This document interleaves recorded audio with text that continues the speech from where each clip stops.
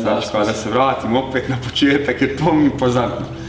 U Istanbulu si, vraća se za Rim, ima 150 eura. Kupuješ kartu za 135 eura, ideš na Ibicu i sa 15 eura, bukvalno, ti ostaješ 2 mjeseca.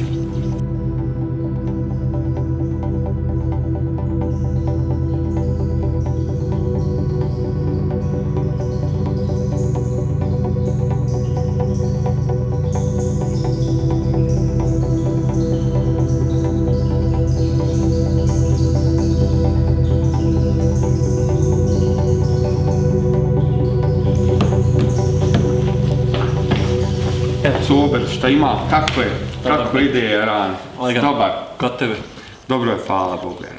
Vidi, prvo da probamo mikrofon, a druga stvar, ono što smo odavno htjeli uraditi, da malo pričamo o putovanjima, jer smo prije korone stvarno puno hodali, putovali, išli preko granice i tamo ga, vamo ga, ali smo slabo to sve dokumentovali. I onda kad je korona počela, uvijek smo sjedli i prepričavali te scene sa putovanja i skontali smo da su to u stvari pravo dobre priče, da je bilo pravo dobrih dešavanja i onda meni često nam upadne ona situacija kad smo sjedli kod mene kući ti govoriš ono, mogu bi otići u Brazil i ja ti govorim možemo, ićemo, ja tebi ono kao obećavam, ićemo, međutim 10 dana kasnije ti meni šalje slike, brate, iz Brazila, ono, ti već otišao, spucao.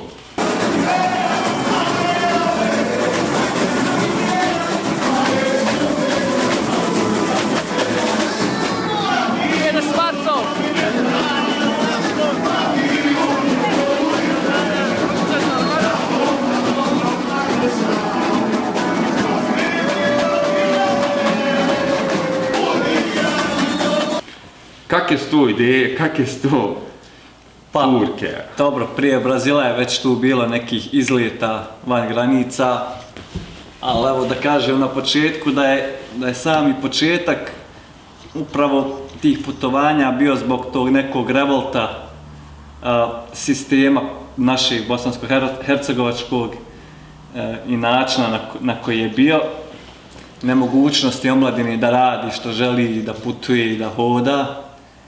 I u jednom momentu sam pokušao da probijem te granice i da radim ono što mi je duša u tom momentu željela i htjela.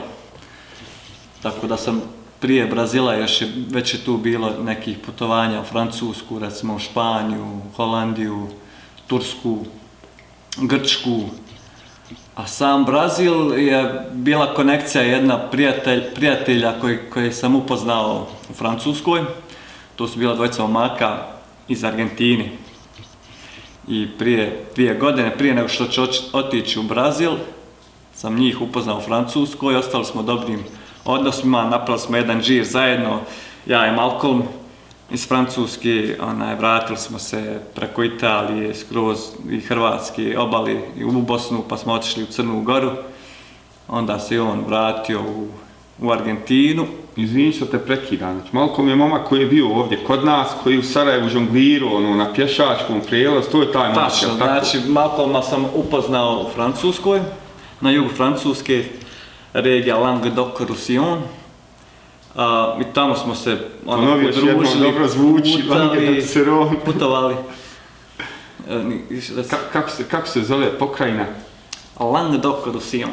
Dobro zvuči, zato je to je, znači, pokrajine blizu Perpignan grada, nedaleko od španske granice.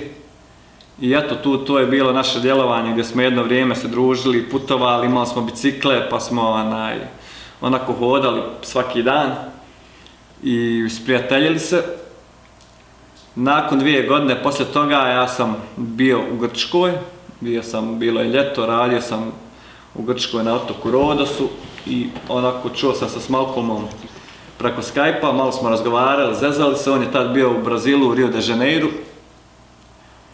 I onda smo kroz priču, on je mene pozvao kao eto, hajde dođi u Rio, kad se završi sezona ljetna u Europi, kod nas počinje, tamo ljeto počinje 21. decembra, kad nama počinje zima. Ti si baš bio došao iz Grčke, čini mi se. imao si problem ono sa vizom, morao da ostaneš 3 ili 6 mjeseci van Evrope, upravo taj naš karantin. Da, Mi nismo u karantinu koliko je korona, mi smo u karantinu 30 godina, bukvalno nas furaju sa tim vizama, pasošma i s tim. Tačno, znači ja sam već proveo 3 mjeseca u Europi, čak mislim da sam i produžio malo preko 3 mjeseca, to je bila jedna tura Bosna-Portugal, pa Portugal-Španija, pa sam iz Španije pokušao u Maroko da prijeđem sa ferryboatom, ali su me vratili zato što nisam imao vizije, nisam mogao bez vize da uđem u Maroko, pa sam se vratio u Španiju, otišao u Malagu, iz Malage sam preletio u Sofiju, u Bugarsku, otišao znači iz Sofije u Istanbul, u Tursku i onda dole južno u Marmaris, bio sam u Marmarisu jedno 20-ak dana i onda sa ferryboatom iz Marmarisa sam završio na Rodosu, otoku Rodosu u Grčkoj i tamo sam odmah isti dan čim sam došao našao posao u jednom beach baru. To je znači vječito pitanje ljudi koji žele da putuju, otkud pare, otkud novac. Kako si našao posao prvi dan, dođeš negdje, ne znaš nikog nađeš posao? Pa ja sam došao na Rodos, na otok Rodos i onako kao što sam bio gladan, sjedem u jednu burekdžinicu da jedem i tu sam tog domaćina koji je bio koji je radio tu, pitam ga ako gdje je ovako glavno turističko mjesto, glavno turističko okupljalište za omladinu i onda me on savjetao da odem u Faliraki, to mjesto koje se zove Faliraki, sjedim na taj autobus, broj taj, objasnio on meni sve kako da tamo dođem, on će te odvesti skroz tamo do plaže, tu imaš znači puno tih restorana, beach barova i tamo raspitaj se. I kad sam izašao iz autobusa, prvi je tu bio lokal zvan Charlie i tu sam ušao i rekao, jel, to kao, volio bi da došao sam tu, trebam neki posao, da ostanem par mjeseci, 2-3 mjeseca. I menadžer tog lokala je rekao, u redu, nema problema, sjedi tu, nije još gazda došao, šta ćeš pojesti, šta ćeš popiti. I ja sam čekao tu i to neki sat, 2, već mi ono bilo dosadno. I kasnije je došao onaj menadžer, šef, pa sam sa njima sjeo šta znaš raditi i tako eto radio sam kao konobar, radio sam šanku, šta god treba, evo, na kraju krajeva nije bitno, samo eto da se vrtim, da radim nešto, da sam od koristi. I tu sam počeo za njih raditi odmah, taj gazda imao još jedan hotel, imao je apartmane, u sklopu tog hotela imao bazen veliki, pored bazena je bio veliki bar, tako da sam i tu radio kao barmen. Kasnije, kod brata od tog šefa, on je držao slastičarnu, slatke jogurte, sladolede, tako da sam i njemu pomagao. Tu sam radio, znači, 3 posla različita, tih mjeseci i pol koliko sam bio u Grčkoj, na Rodosu. I u jednom momentu, sam se čuo sa Malcolmom, koji je tada bio u Rio de Janeiru i on je rekao, ajde, dođi vamo, znaš, zimus, kad počinje ljeto, pa, znaš, ostaneš sa nama 3, 4, 5 mjeseci, nije bitno. I ja sam bio kao nafuran, hajde, znaš, idem u Brazil. Vidio sam na Google, na internetu da ne moram da imam vizu za Brazil, da mogu sa bosanskim pasošem do Rija bez vizije. I to je bilo ok, sad imam para, vratio sam se iz Grčke, 1-2 dana odmorio kući, to je već bio ovako polovina septembra, hajmo reći, kraja ljeta. I otišao sam odmah na internet da vidim kako su karte kreću. I našao sam jednu povoljnu kartu u jednom smjeru, je to bilo 305 eura, da letim iz Francuske, dakle iz iz Marseja, preko Casablanke, to je bio Moroccan Airlines, preko Casablanke za Rio de Janeiro. I ja sam bukirao odmah za 305 eura tu kartu. I to je znači bio sredina septembra, a bukirana je bila karta za 1. decembar, odnosno 30. novembar. I 1. decembar da sletim u Rio de Janeiro. Znači 2,5 mjeseca otprilike je bukirana karta. Sad je bilo pitanje kako da dođem do Marseja, trebao sam da dođem do Marseja taj dan i to je sve trajalo nekih 5 dana. Znači, poslije toga sam ja bukirao kartu od Sarajeva do Budimpešte sa vizerom prenoćio sam u Budimpešti, u jednom hostelu jako lijepom, za 6 eura, znači smještaj jako lijep.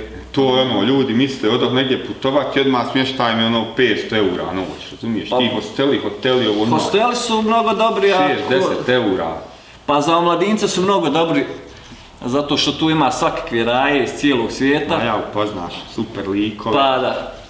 I onda puno priča tu ima, ako si komunikativan, ode se na piće, izađe se, prošeta se, poznaju se ljudi. Smještaj je jeftin, vrlo često budu uključuje i doručak, recimo u Budimpešti je to jako jeftino, 6, 10, 12 eura je u hostelu prenoćište, vrlo često uključuje i doručak. I sljedeći dan sam bukirao, znači, kartu iz Budimpešte, isto sa vizerom do Nici. A između Nici i Marseja je sat i po s vozom razdaljini. Tako da je svo to putovanje kad sam počeo, to je počelo recimo 27. 26. novembra, 1. decembra sam sletio u Rio de Janeiro i to navečer u 12 sati, navečer mora sam ostati cijelu noć na aerodromu dok nisu autobusi počeli da radi. I gdje ti izlaziš sad u Rio, brate, koliko ima miliona stanovnika? Pa oko 7 miliona stanovnika. 7 miliona stanovnika i ti sad izlaziš s aerodroma. Da, 1. decembar, 39 stepeni Celzijusa, toplo, vruće, došao iz Bosne, hladno, zima ovdje kod nas, tamo je već ljeto počinje. Ovdje tmina, tamo vrh. Pa da, pa prve 3 sedmice u Riju, pošto sam bio u faveli živio, kod ovih prijatelja Argentinaca, bilo mi je neobično. Nisam mogao prve 3 sedmice to je bio novi svijet za mene. Znači, dobro, samo jedno pitanje, šta je njima razlog da je po meni s ove tačke gledišta Argentina i Brazil, nekako jako su slični. Šta je sad razlog njima kao Argentincima da ide u Brazil, trbuhom za kruhom ili... Koliko sam shvatio, ekonomska situacija u Argentini nije baš toliko jaka. Poljulja kao u Brazilu, pogotovo recimo u Rio de Janeiro. S druge strane, Rio de Janeiro je mnogo popularan grad i onda oni kao južnoamerikanci imaju bezvizni režim. Jasno. Tako da... Dobro, ali i Buenos Aires, recimo, veliki je grad, ima dosta mogućnosti. Spominjao sam milion puta mog prijatelja Julijana, on tamo isto Titever nešto, uvijek je tu, vrti. Zato me zanima šta ljudima iz Argentine da odu u Brazil. Pa vjerovatno trbuhom za kruh, kao što si rekao već, a i vrijeme. Znači, Brazil je tropska zemlja. Argentina već nije. Argentina ima i zimi, i snjegova, pogotovo na južniji dio Patagonija. Tako da je njima... Rio de Janeiro se slijeva cijeli svijet. I onda je vjerovatno njima to zanimljivo. I mogu da radi, znači ne treba im sad, imaju bezvizni režim, mogu da zaradi dobar novac u toku sezone, što sam ja vidio recimo baš na primjeru Malcolma, koji je bio onako baš providur kad su u pitanju ti turistički aranžmani koji smo mi prodavali turistima. Nakon koliko vremena si našao posao? Pa u principu ja sam počeo raditi neki mjesec dana nakon što sam došao kod njih. Trebalo mi je malo vremena da se naviknem i malo da probijem, bilo mi je na početku malo stid, pošto smo trebali da radimo na španskom jeziku, uglavnom su turisti bili sa španskog govornog područja, znači to su bili turisti iz Argentine, iz Paragvaja, iz Urugvaja, iz Čilea, Meksiko, Kolumbija, Venezuela i tako dalje. Latinoamerikanci. Pa latinoamerikanci, u Južnoj Americi jedino se u Brazilu govori portugalski, ovo ostalo je sve španski jezik, a većina turista koja dolazi je znači zemlje koje su oko Brazila, južnoamerički turisti. Tako da sam ja sa njima naučio jezik dovoljno da mogu da radim i tu smo počeli sa njima, oni su već imali razrađen sistem tu da radi i počeo sam sa njima da prodajem turističke aranžmane. I stani, kad spočeš ti si meni rekao ovako, ja sjećam, ideš u Brazil, bit ćeš 3 sedmice, mjesec dana, tako si nešto planirao, međutim ti si ostao gore 4 mjeseca. Pa skoro 5 mjeseci. Skoro 5 mjeseci, vratio si jer ono nešto Ramazan počinjao pa si htio ovamo da dođe za vrijeme Ramazana da provedeš ovdje. Da, pa da nije toga bilo, vjerovatno bi otišao dalje, jer kasnije se Malcolm vratio u Argentinu, on je trebao tamo da ide, zvao je i mene, ja nisam mogao zato što mi je već za Argentinu trebala viza, to je već bio proces, tako da nisam mogao i onda sam htio da Ramazan, nisam htio Ramazan tamo da provedem, htio sam da se vratim. Tako da je u suštini nakon 3 mjeseca mi je istekla viza i za Brazil, ali sam otišao sam u ofis da pitam da li mogu produžiti. Oni su mi dali listu sa neki 10-11 stvari, 10-11 stavki koje moram da ispunim, papira koje moram da dođem, s kojima moram da dođem i da predam, pa će oni razmotriti mogućnost produženja vize na još 3 mjeseca. I onda se sjećam, kad sam došao tamo, on gleda moj pasoš, Bosna i Hercegovina, tamo je bila lista tih zemalja kojima se može produžiti, kojima ne može. I eto, nekim čudom Bosna i Hercegovina nije bila na toj listi. Sjećam se da je bila Montenegro, da se je nalazio na toj listi. I oni su mi dali taj list, popuni, ispuni ovo i dođi sa ovim papirima, dođi sljedeće sedmice pa ćemo vidjeti šta ćemo, kako ćemo. I sjećam se te sedmice sam ja išao po nekim kancelarijama, ofisima, tražio neke papire, gdje stanujem, gdje sam smješten. Ma one osnove, neke, nisi tu došao socijalu neku ganjati, nego da si došao da radiš, malo kod turista, da se provedeš to, da trošiš pare u suštini. Tačno. Jer niko ne voli one socijalne slučajeve da se ti tu nešto. Da. I ja sam to popunio sve, ono što mi je jako zanimljivo bilo, koju god kancelariju sam došao, kako sam došao, tako sam i završio posao, nije tu bilo nekog čekanja, pa idi vamo, pa idi tamo, kako to već kod nas bude. I bilo mi je u jednom momentu ibret da zemlja koja ima 220 miliona, da dođem iz Bosne i Hercegovine, gdje god dođem, ljudi me prime. Imaju 220 miliona stanovnika, jedno od najviših stopa zastupljenosti kriminala, ali opet je sistem uređen, sve funkcioniše. Znači, kako sam došao, bilo gdje, u koju kancelariju, bio sam lijepo ugošćen, izvoli sjedi, šta trebam to i to, šta imaš, gdje si, šta si, to i to mi treba. I ja sam to odmah završavao, znači, ostane 15-20 minuta u kancelariji, završim papir i idem dalje. I meni je trebalo jedno 7-8 tih papira, 10-11 tih stavki, raznoraznih, međutim, gdje god sam ja došao, ja sam tako posao i završio, znači bez nekog tumbanja, problema, čekanja. Gospodine, fali vam papir, šalter 3, soba 12, kod nas kad uđeš i baš sam razmišljao, znači jedna Bosna i Hercegovina koja ima manje od 3 miliona stanovnika, pa je sve tako komplikovano, pa da. Dok tamo ima 220 miliona stanovnika i opet sve funkcioniše. Nakon 7 dana sam ja opet se vratio u tu kancelariju, predao papira, predao pasoš, sad bilo je tu ljudi, čeka, neko je iz Francuske, neko sa Kubi, neko sa Amerike, neko je iz Kine, bilo je tu raznih nacija, da kažem. I sad čekam ja već tu 2-3 sata se čeka, ja sam otišao u jednom momentu, izašao da hodam, to je bila kancelarija na glavnom aerodromu u Rio de Janeiro, internacionalnom aerodromu.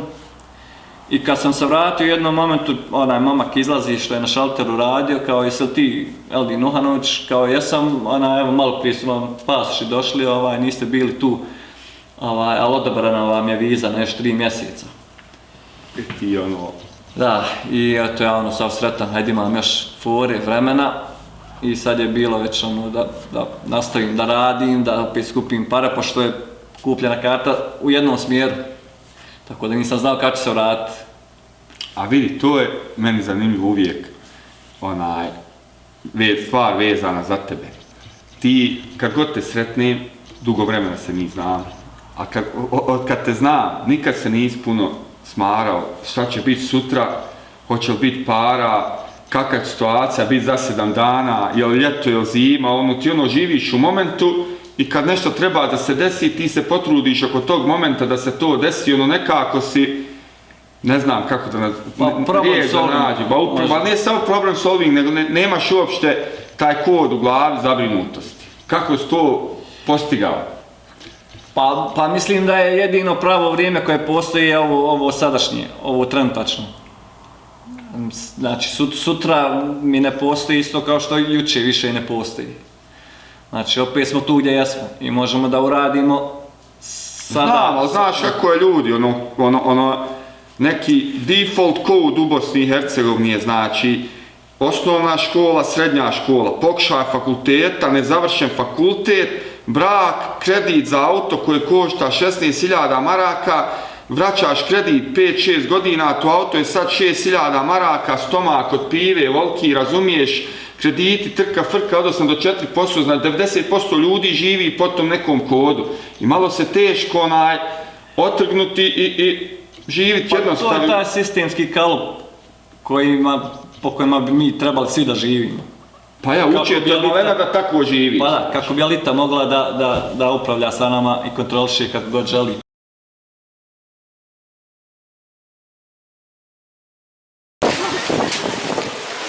We're wet and tired. Say what? No tea for her. Happy birthday, bro. Thank you, man. You looking good today? Not really, but still. Are we gonna celebrate tonight? Yeah, we're gonna party hard, really hard. So we don't care about the rain No, and no, about no. the storm. No.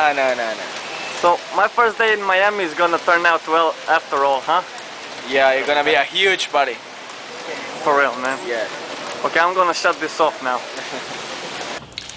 Ibiza. Ibiza. Tako da, znači u jednom momentu sam imao sreću da sam upoznao jednog čovjeka koji mi je rekao kako da se sad snađem tu. I on mi je rekao imaš tu u centru grada, imaš jedan lokal objekat i tu odeš i reci ljudima da tražiš posao, da treba smještaj, da su tu kao sezonski radnik. I ja sam otišao kao eto, tako i tako, pokušavam tu da ostanem preko ljeta, da nađem sezonski posao da radim i za početak mi treba mjesto, da spavam. Stani, kad si došao na Ibicu ti, imaš 15 eura u džepu, izlaziš sa aerodroma, šta se dešava u tom momentu? Pa u tom momentu izlazim iz aerodroma, već je ljeto, 1. juni, i sav sretan, onako ja ruksak na leđa, van aerodroma, bez autobusa, bez taksija, laganice, jer ako idem da hodam, idem do grada. To je manje mjesto, manje je to otok, tako da je aerodrom, ne znam, par kilometara od grada tu, od plaže, šta znam. I lagano ja sad idem u grad, hodam. I u jednom momentu srećem čovjeka i tako upitam sa njim, sjedimo i nešto jedemo. Ja sam nešto jeo, ponudio sam ga i valjda je on bio sretan što sam ga ponudio da jede sa mnom tamo vamo. Neznanac, prilazi, brate, šta ima? To je bio brat iz Turske, jedan Metin se zvao. I tako ja sam objasnio, on je bio iz Turske, ali je imao britanski pasoš. Pošto je već živio duže vremena u Britaniji, imao britanski pasoš i onda i on sam imao naviku putovanja sa britanskim pasošem, je putovao mnogo. I tako on mi je dao savjet kako da se snađem, šta ću, kako ću, ja sam mu rekao svoju situaciju, rekao, došao sam tu sam, pa sad ćemo vidjeti kako ćemo dalje. I tako da me on savjetovao gdje da odem, da kaže da sam sezonski radnik, da mi treba smještaj, spavanje i tako dalje. I da probam na taj fazon, da dobijem smještaj. Ja sam otišao, to je bilo u centru grada, znači to je jedan objekat gdje imaju krevete, imaju kuhinje, imaju hranu, da praviš sve. Možda nekih 20-ak ljudi tu bilo. Iz Kube, ne znam, iz Španije, iz Argentine, iz Britanije, znači bilo je iz raznih zemalja tu ljudi. I eto, ja sam imao sreću, a kad sam s ovim menadžerom tog objekta razgovarao, on kaže imaš sreću kao imamo jedan krevet od sutra. Od sutra jedan krevet, tako da možeš sutra doći i ostati tu do danjeg. Koliko para to košta? Pa to nije koštalo ništa. To nije koštalo ništa. Samo eto bio je uslov da nađeš posao, da radiš. A facility nisu koštali ništa. Pa šta je uzrok što čovjek da krevete da ne košte ništa na Ibici, Znaš kako sad kažem, ja tebi hajmo na Ibicu, ko mi hoćeš reći treba nam 15.000 eura, ono najmanje za 2 sedmice. Razumiješ? Pa ja sam imao čak i prijatelje tamo, znači, upravo od te Kjare i Majkla, oni su imali djedu i nanu koji su živjeli tamo, ali oni su živjeli malo van grada, ja tamo nisam htio da idem, tako nekako se to sve izdešavalo na način da se snađem i bez toga, jel, na licu mjesta. Tako da sam ja jednostavno išao, jel, go with the flow.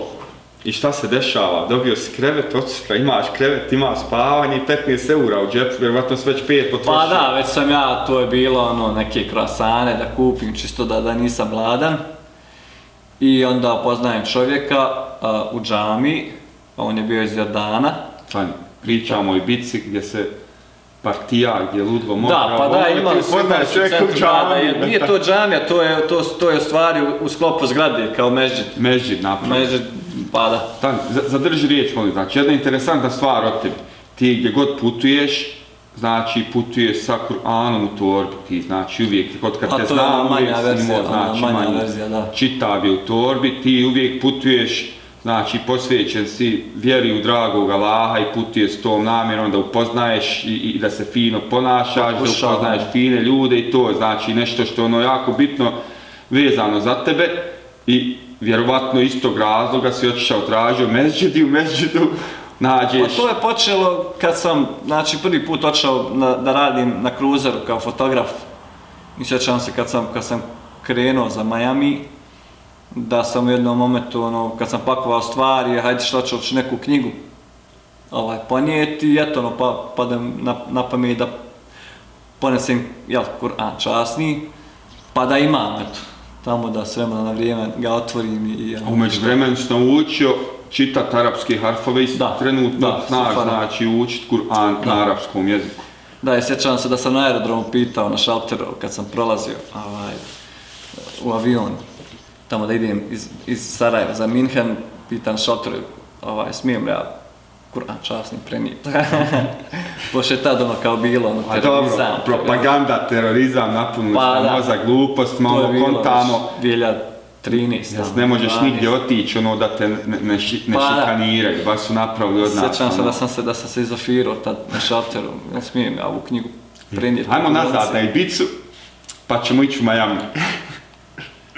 Dobro. Na Ibici si u mežđidu upoznaješ lika. Pa da, i znaš, odakle su tako razgovarali, treba mi posao, imam gdje je tražio, pa imam, znaš, on mi govori kao imam ja te neke slike, bio raspoložen da to probaš, da turistima tušiš, da prodaješ. Inspekcija na cesti, ti prodaješ slike bez računa na cesti na Ibici. Da, tako je bilo, ništa nikad. Ništa nikad. Nema ovo federalna, toliko je bilo ležerna situacija da je to čudo jedno. Ja bi uspjevao prodat, ne znam, danas 5, 6, 10 slika, pa zaradim 30 eura, 50 eura svaki dan, ali nije to bio posao, to je bilo više honorarni posao, ja bi tu ostao 2 sata, recimo, kad je špica, kad ima najviše turista ujutru i pred sumrak, pred akšam, ajmo reći. I, znači, to je bilo 3-4 sata posla dnevno.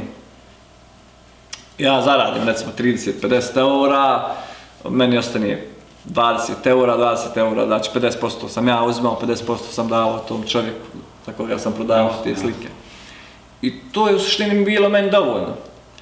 Kasnije on meni dao biciklo koji on nije upotrebljavao, da mogu da ga koristim, a jedan prijatelj koji je bio iz Perua, mislim da je bio iz Perua ili sa Kube, ne mogu sad da se sjetim, kojeg sam upoznao u tom objektu gdje sam bio smješten. On je došao poslije mene i ja sam kao neki domaćin ga ugostio, hajde rekao da ti pokažem gdje je šta. Njemu se to svidjelo, on isto našao posao, mislim da je radio kao konobar i on isto imao biciklo s onim tankim gumama, brzo. I onda mi je i on dao kasnije biciklo, rekao evo ti ovu biciklo, ja nemam vremena za njega, ako ti treba, znaš, eto ti koristi ga. Tako da sam imao 2 bicikla da koristim i onda sam išao od kraja do kraja, na plažu, tamo na stijene, ne znam, išao sam, puno sam hodao, šetao. Ima to neko mjesto gdje su te stijene gdje se... Pa da, bile su neke stijene koje su ovako to. poprilično visoke, pa smo onda skakali dole u more, pokušavali da razbijemo strahove raznorazne, pošto je bilo poprilično visoko. Čak su bile dole u dnu, onako kao bila je šupljina gdje je more išlo, pa je bila ko pećina, bilo je onako malo zastrašujuće kad bi bili veći valovi. Mi smo tu skakali, tako da je to bio izazovan. Koliko si dugo ostao na Ibici? Pa 2 mjeseca smo ostali. 2 metra. Pa kasnije sam već upoznao, bilo je tu ljudi iz Španije, omladine. Sad da se vratim opet na početak jer to mi je impozantno. U Istanbul si, vraćao se za Rim, ima 150 eura. Kupuješ kartu za 135 eura, ideš na Ibicu i sa 15 eura, bukvalno, ti ostaješ 2 mjeseca. Znači, sačekaj sekundu, ljudi ne mogu da se skupe, da odu u Orebić 7 dana, u Hrvatsku na godišnji. Razumiješ šta ti govorim? Jel to upravo taj ne strah od šta će biti sutra? Pa da. Kreni, to je to. Nisam ja tu zarađivao nešto previše. Ali si bio 2 mjeseca, znači neko drugi da ode, on bi potrošio ono što bi imao, a ti si bio 2 mjeseca. Pa da, to je bilo 20-30 eura dnevno, ali to je bio posao koji je trajao dnevno 3-4 sata. Ali dovoljno tebi da ti budeš na Ibici 2 mjeseca, da jedeš, da piješ, ima smještaj 2 bicikla, jedno s tankim gumama brzo, razumiješ ja. Jer ja se sjećam jedne situacije kad sam ja tebe zvao u Dubaji da dođeš. Ti si mene pitao koliko se gore radi. Ja sam ti rekao, brate, radi se 14 sati dnevno. Ti si rekao, a nije to za mene, ja neću da budem rob sistema i posla, ja hoću kad dođem na neko mjesto da uživam na tom mjestu puno, a da radim malo. Znaš, kad sam ti ja spominjao da dođem, pa su neki naši prijatelji dolazili gore, pa su radili, pa su probali. I znam da voliš otići na mjesto, istražiti mjesto, naučiti jezik. Dosta jezika govoriš, čini mi se 5-6 jezika da jako dobro poznaješ konverzaciju. Od 4-5 jezika mogu sastaviti konverzaciju. I to je jako impozantno, znači ne boji se za sutra, uzda se u dragog Boga ono što je najbitnije, ide, znači samo kreni i s takim nekim razmišljanjem ti s 15 eura, bez obzira šta se kasnije desilo, si ostao 2 mjeseca na Ibici, živio, bio, radio, imao bicikla, i vraćao se s Ibice u Sarajevo, jel? Pa da, mi smo se vratili, znači s Ibice sa ferry boatom, bilo je nas 2 i 3, bili su još 2 i 3 Španaca sa mnom, jedan je bio iz Češke, mislim. Vratili smo se, znači, u Barcelonu, u Barcelonu smo ostali 1 ili 2 dana, u hostelu smo isto onako noćili. Iz Barcelone sam ja otišao sam za Francusku. Za Francusku, otišao sam za Pariz s autobusom, međutim Pariz je bio onako skup, nisam tu imao šta da radim, veliki grad, nisam imao potrebe da se tu zadržavam, već je to bilo kraj ljeta, znači moglo je biti kraj augusta, juni, juli, pa august, prilike. I nekako sam kupio kartu sa vozom, otišao do Bordeaux, a Bordeaux je već tamo na zapadnoj obali, skroz tamo na zapadnoj obali i tamo sam pokušao da radim u vinarijama, pošto je tad već počinjala sezona branja grožđa, tako da sam htio to da pokušam. I došao sam u jednu regiju, znači pored Bordeauxa, koja je ovako kako ideš, znači van grada, nekih 20-30 km, i sa lijeve i sa desne strane, samo vinogradi, oni šato, znači, ili francuski dvorci, kuće, gdje se pravi vino. Međutim, nisam zbog francuskih zakona francuskog nisam mogao da radim, a niko me nije htio na crno primiti, onda sam se vratio u Bosnu iz Bordova. I dolaziš u Bosnu, malo se restartuješ tu, ispunjen emocijama, ispunjen dobrim iskustvima, upoznao dobre ljude, sretan. Pa da, već sam upoznao prije toga neke prijatelje u Francuskoj, pa sam otišao na jug Francuski i ostao tamo 2 mjeseca, ponovo tamo sam imao jedan karavan to je bio njihov karavan koji oni nisu onako koristili puno. I baš lijep karavan koji je imao 2 sobe čak i u sklopu njega je bila dograđena pod šatorom kuhinja, ljetna kuhinja, to isto bilo ljeto, tako da sam tu imao smještaj i tu sam imao priliku recimo da ostanem 2 mjeseca u Francuskoj, da naučim francuski, da odem malo i do Španije, pošto je bila Španija blizu, Barcelona je blizu bila, 2 sata. Je li to ono kad si došao vozom iz Francuske do Italije, gdje je karta koštala nekih 200 €? Nije, to je već bila poseban trip gdje sam se ja dogovorio sa tim prijateljima, Jonathan i Marie, da dođem tamo, da ostanem, da malo naučim francuski jezik i da vidim francusku kulturu. Tako da tu sam već imao, da kažem, dogovoreno. Nije baš bilo na slijepo. Super su te priče i super motivacija za sve one koji žele da putuju u stvar, da se ne boje, jer svi ljudi razmišljaju, hoću negdje da odem, ali treba mi hrpa para, a ovdje sam prezauzet u obavezama, znači bitno je krenuti, kad se krene to usput se dešavaju stvari na koje ne možeš ni pomisliti, jer plana nema.